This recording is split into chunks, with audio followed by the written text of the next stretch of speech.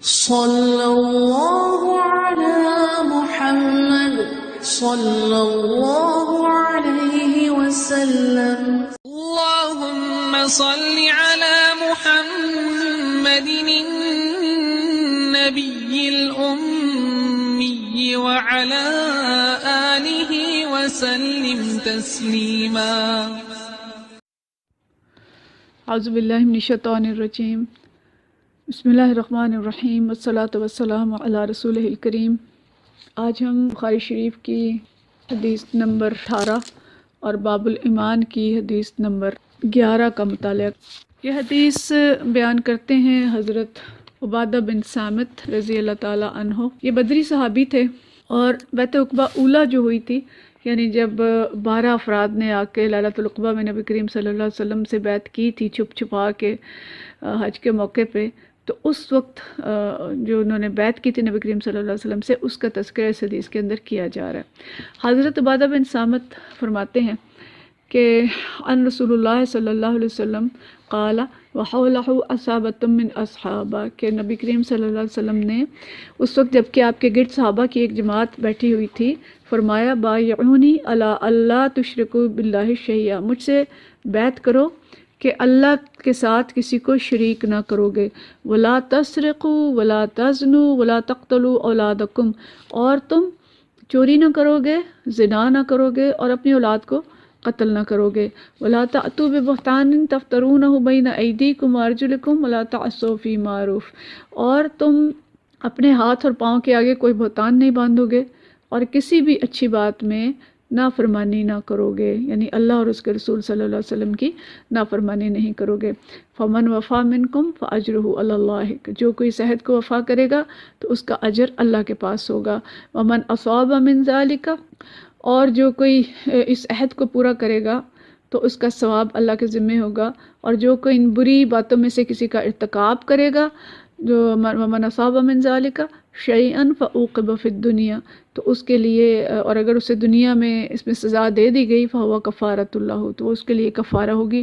ومن اصاب من ذالک شیئا ثم سترہ اللہ فہو الی اللہ، اور اگر اس نے کوئی ارتکاب کیا تو اس سے کسی بات میں مبتلا ہوا لیکن اللہ نے اس کے گناہ کو چھپا لیا، تو پھر اس کا معاملہ اللہ کے حوالے ہے.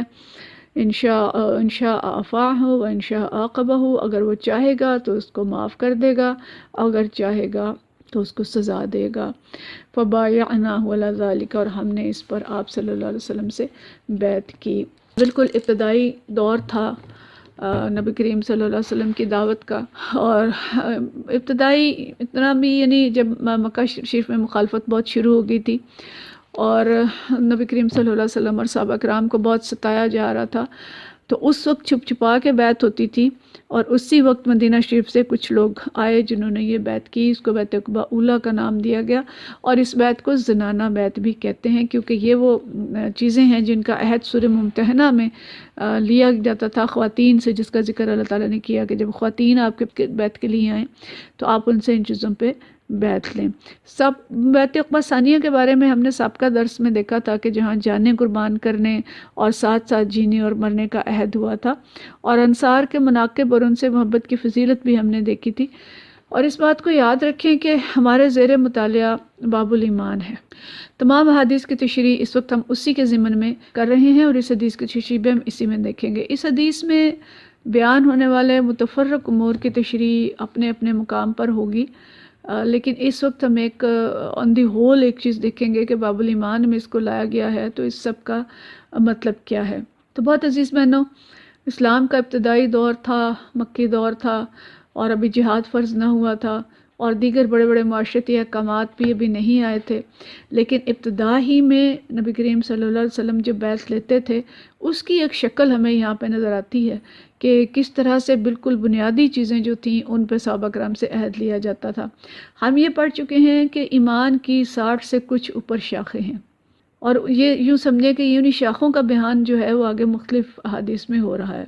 تو دیکھیں کہ ایمان قبول کرتے ہی یہاں کیا احکام دیے جا رہے ہیں، اور اس بات کو ذہن میں واضح رکھیں کہ بنیاد ایمان ہے، اور یہ ایمان سے پھوٹنے والے شاخیں اور پتے ہیں اور پودے ہیں جن کا ذکر یہاں کیا جا رہا ہے. تو پہلی بات جو فرمائی گئی کہ شرک نہ کرو گے، گویا اللہ کا حق، حقوق اللہ میں سے ایک حق کا عہد لیا جا رہا ہے۔ دوسری بات فرمائی چوری نہ کرو گے، یہ ایک معاشرتی حق ہے، اور ساتھ رہنے والے انسانوں کا حق ہے کہ ان کے مال کی طرف بری آنکھ سے نہ دیکھا جائے اور ان کے مال پہ نظر نہ رکھی جائے اور زیادتی نہ کی جائے۔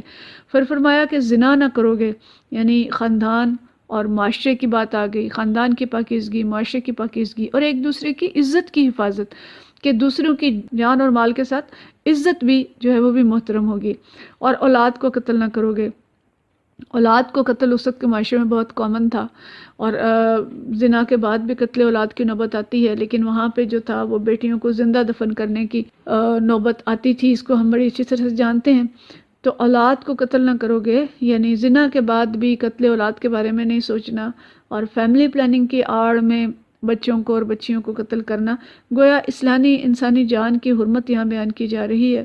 اسلام ایک ابدی دین ہے، اور وہ آنے والے جو وقت ہیں ان تک کے لیے، قیامت تک کے لیے ہے، اور اللہ تعالیٰ کو بالکل معلوم تھا کہ یہ تمام برائیاں جو اس وقت ہو رہی تھیں جب عرب معاشرے کے اندر اسلام نہیں تھا، تو بالکل امکان موجود ہے کہ جب اسلام پھر سے کمزور ہو جائے گا تو ان برائیوں کی صورتحال ایسی ہی ہوگی۔ تو اب دیکھیں گے اس وقت جو ابارشنز ہیں اور قتل اولاد کی ایک جدید اور بڑی سائنٹیفک صورت جو ہے وہ بنا لی گئی ہے، تو اس حالات میں بھی یہ حدیث ہمارے لیے بہت ہی زیادہ اہم ہے۔ پھر اگلی بات فرمائی کہ عمدن ناحق بہتان نہیں باندھو گے، کسی پہ بہتان باندھنا بھی اس میں شامل ہے، اور اپنے ہاتھوں اور پاؤں سے کوئی بہتان یعنی گھڑ کے لانا، یعنی کسی دوسرے کی اولاد کو شوہر کی اولاد میں شامل کر دینا، یہ اس سے یہ بھی مراد ہے جو علماء نے لکھا ہے سورہ ممتحنہ کی تشریح میں بھی اور یہاں پہ بھی، کہ زنا کی اولاد یا کوئی بھی، اب کہہ لیں کہ جسے ہم کہتے ہیں نا سکینڈلز بھی اس کے اندر شامل ہیں، کہ ایک سکینڈلز ہمارے ایسے بن جائیں، اب ایک بہتان گھڑ دیا جائے کہ یہ فلاں کے ساتھ تعلق ہے، فلاں کے ساتھ دوستی ہے، فلاں کے ساتھ خدا نخواستہ ناجائز تعلقات ہیں، تو یہ ساری چیزیں تو دوسروں پر بہتان بھی نہ لگائیں، غیر مصدقہ خبریں ان کو آگے نہ بھیجیں، غیبتیں نہ کریں، اور اسی کے ساتھ ساتھ اپنے عزت کی حفاظت کریں، اور اپنے اوپر جو سکینڈلز اور بہتان تراشی ہے جو کہ دوسرے لوگ کریں گے ہمارے غیر محتاط رویے کی وجہ سے، یا جو لوگ معاشرے کے اندر جو غلط دوستی ہیں اور ساری چیزوں کی جن میں احتیاط نہیں کرتے، تو اس کی وجہ سے ان سب کے بارے میں کہا گیا کہ ان سب سے بچیں۔ اور پھر فرمایا معروف میں اللہ اور اس کے رسول صلی اللہ علیہ وسلم کی اطاعت کریں، یعنی اطاعت اللہ اور رسول کی، وہ بھی معروف میں، حالانکہ اللہ اور اس کے رسول صلی اللہ علیہ وسلم کبھی غیر معروف کا حکم دے ہی نہیں سکتے، کوئی ایسی بات کہہ ہی نہیں سکتے کہ جو غلط ہو، تو اگر ان کی اطاعت معروف میں ہے تو پھر دوسروں کی اطاعت میں کس حد تک احتیاط کی ضرورت ہے۔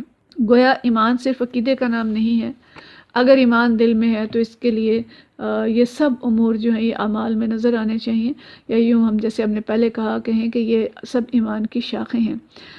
اسلام دل کی پاکیزگی یعنی شرک نہ ہو، معاشرے کی پاکیزگی اور سلامتی یعنی چوری ڈاکہ نہ ہو، دوسروں کے مال پہ نظر نہ ہو، خاندان کی پاکیزگی، زنا، بہتان تراشی اور اس قسم کی چیزوں سے بچنے کا نام ہے، انسانی جان کا احترام سکھاتا ہے، اور ہر عمل میں پاکیزگی کے احکام پر مشتمل ہے، اور یہ بالکل بنیادی عہد ہیں جو ایک مسلمان سے اس وقت لیے جاتے تھے جس وقت معاشرے میں یہ برائیاں عام تھیں، اور جن کی آج بھی اسی طرح سے ضرورت ہے کہ آج بھی معاشرہ انہی سب برائیوں سے بھرا ہوا ہے۔ اور جیسے ہم نے پہلے بھی کہا کہ جو صورتحال ہے زنا کی اور ابارشنز کی، اور ہم ان سب چیزوں سے بہت اچھی طرح سے واقف ہیں کہ معاشرتی حالت کیا ہے اس وقت، تو آج اللہ اور رسول صلی اللہ علیہ وسلم کے علاوہ دوسرے غلط احکامات کی اطاعت اور ان کی اللہ کی نافرمانی جو ہے یہ عام ہے، کہ اللہ کو چھوڑ کے ہم دوسروں کی اطاعت کرتے ہیں، دوسروں سے ڈرتے ہیں، دوسروں کی فکر کرتے ہیں، جاب چھن جانے کا ڈر ہے، باس کے ناراض ہونے کا ڈر ہے، شوہر کی ناراضگی کا ڈر ہے، سون کتنے ڈر ہیں جو اپنے دلوں میں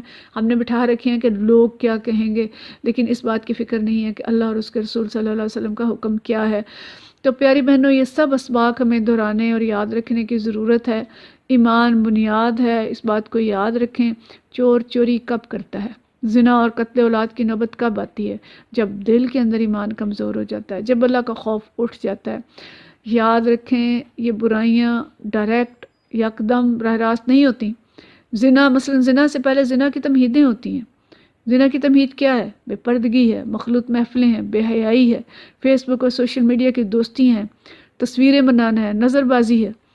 اگر ایمان مضبوط نہ ہو اور ایمان کمزور ہو اور ان ساری چیزوں کی ہم فکر نہ کرتے ہوں تو یہ سب چیزیں مقدمے ہیں زنا کے جو زنا کی طرف لے کے جاتے ہیں. اور اگر ایمان مضبوط ہو اور اللہ رسول صلی اللہ علیہ وسلم کی اطاعت کی فکر ہو تو یہ سب کچھ نہیں ہوتا. تو ہمیں ان سارے اسباق کو یاد رکھنے کی ضرورت ہے. ان سب چیزوں پہ عمل کریں گے تو گھریلو پریشانیاں دور ہوں گی. دیکھیں آج آپ کو کتنے وومن پروٹیکشن بل آ رہے ہیں جی، قتل غارت کا بل آ رہا ہے، فلاں آ رہا ہے، فلاں آ رہا ہے. قانون سازی جہاں ضرورت ہے ضرور کریں، لیکن معاشرتی مسائل صرف قوانین سے حل نہیں ہوتے.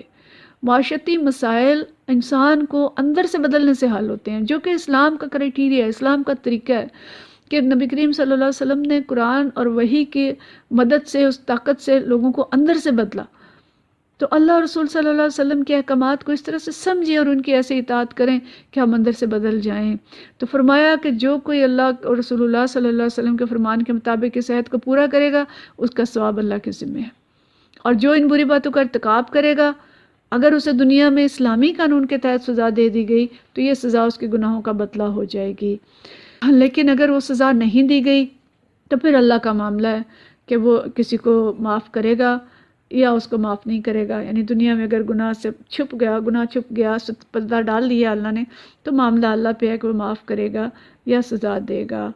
تو یہ یعنی ساری چیزیں ہمارے لیے غور کرنے کی ہیں کہ نیکیاں اگر ہم کریں گے تو نیکیوں کا اجر اللہ کے ذمہ ہے. کتنا دے گا، کیا دے گا، بادشاہ ہے وہ، اپنے بندوں سے محبت کرنے والا ہے، یقیناً کوئی نیکی وہ ضائع نہیں کرے گا. وما کان اللہ لیضیع ایمانکم ان اللہ بالناس لرؤوف الرحیم. سورہ بقرہ کی بڑی پیاری آیت ہے یہ کہ اللہ تمہارے ایمان کو ہرگز ضائع نہیں کرے گا، یقین جانو وہ لوگوں کے حق میں نہایت شفیق اور رحیم ہے. لیکن اجر کتنا دے گا یہ اس کو معلوم ہے. اور دنیا میں کوئی گناہ اگر ہو گیا ہے اور سزا مل گئی ہے، زنا کی سزا، قتل کی سزا، تو انشاءاللہ وہ کفارہ ہوگی. اور اگر چھپا لیا اللہ نے اس گناہ کو، تو علماء کہتے ہیں کہ اس طرح کے یعنی جس کے پردے ڈال دیے اللہ نے دنیا میں تو اس کی بخشش اللہ کی مرضی پر موقوف ہے.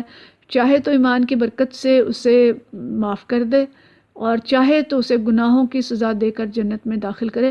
لیکن شرک اس سے مستثنا ہے، کیونکہ اس کے بارے میں اللہ کا فرمان ہے کہ ان اللہ لا یغفر ان یشرک بہ، کہ اللہ شرک کا گناہ جو ہے وہ معاف نہیں کرے گا. جو شخص شرک پر انتقال کر گیا اسے اللہ ہرگز ہرگز نہ بخشے گا، وہ ہمیشہ دوزخ میں رہے گا. لازم ہے کہ شرک کے بارے میں جانیں، سمجھیں، اس کے ارتکاب سے باز رہیں. اللہ کے سوا کسی کی عبادت، اطاعت شرک ہے. اللہ کے سوا کسی سے دعا مانگنا، امیدیں وابستہ کرنا، کسی اور کو پکارنا، کسی کو مشکل کشا سمجھنا، کسی کو حاجتیں پوری کرنے والا سمجھنا، کسی کو رزق دینے اور خزانے بخشنے پر قادر سمجھنا، کسی اور سے منتیں ماننا، اولاد کے لیے، جاب کے لیے، کسی اور کام کے لیے، سب اعمال شرک ہیں اور ان سب سے پرہیز لازم ہے. چوتھی بات ہمیں یہ بھی معلوم ہوئی کہ کسی کے بارے میں حتمی طور پر یہ کہنا کہ جی فلاں جنتی ہے یا جہنمی ہے، یہ کہنا اور سمجھنا دونوں غلط ہیں. فیصلہ اللہ کے علم میں ہے اور اس کے ہاتھ میں ہے کہ کس کا انجام کیا ہوگا اور کس کا مقام کیا ہوگا. پانچویں بات یہ بھی کہ اگر دل میں ایمان ہے تو محض گناہوں کے ارتکاب سے انسان کافر نہیں ہو جاتا. وہ گناہ گار ضرور ہوتا ہے لیکن کافر نہیں ہوتا. تو یہ ہمارے ہاں یہ جو آج کل ایک ٹرینڈ بن گیا کہ چھوٹی چھوٹی بات پہ کفر کے فتوے کہ جو یہ نہیں کر رہا وہ کافر ہے، جو یہ نہیں کر رہا وہ کافر ہے. تو اس تکفیر جو ہے یہ درست نہیں ہے.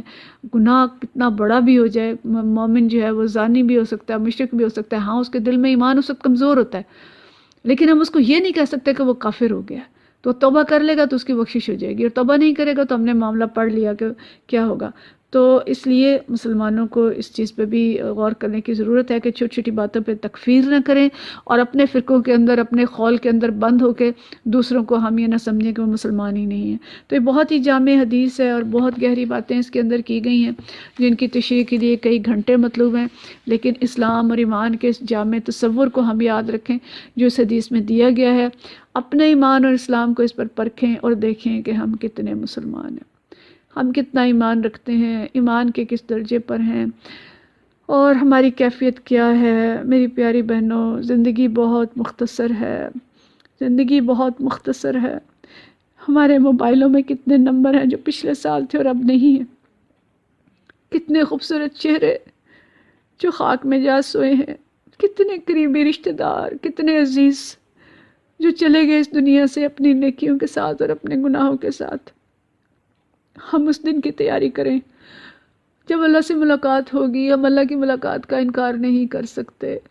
اپنے اندر ایمان کی آبیاری کریں، اپنے ایمان کو مضبوط کریں، اپنے ایمان کی فکر کریں اور اپنی زندگی کا جائزہ لیں کہ کبائر اور صغائر کتنے ہیں جن میں ہم مبتلا ہیں اور ان سے ہم بچنے کی کوشش کریں۔ اپنے پردے کی حفاظت کریں جو عورتیں ہیں، اپنی عزت کی حفاظت کریں، اپنی زبانوں کی حفاظت کریں، اپنی ہر چیز کی حفاظت کریں۔ اللہ تعالی ہم سب کو سچا مسلمان اور مومن بنائے، ہم سب سے راضی ہو جائے، روز محشر بغیر کسی حساب کتاب کے ہمیں جنت میں داخل کر دے۔